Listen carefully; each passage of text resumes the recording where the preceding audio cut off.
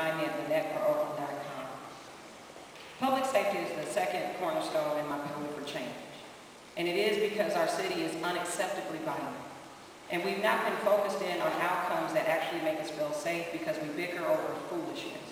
We've got a council that sometimes doesn't do what the council's supposed to do, too busy trying to micromanage staff instead of holding them accountable to outcomes.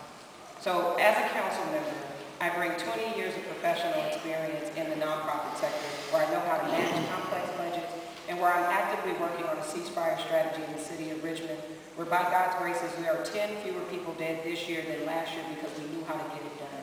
By bringing the faith community together with residents and leaders so that we are actually reducing gun-related homicides. Other people can talk about our aspirations, but I'm the only person with real-world experience of actually making cities safe. And I know how to use our budget as a value statement. The council's chief responsibility is managing our money.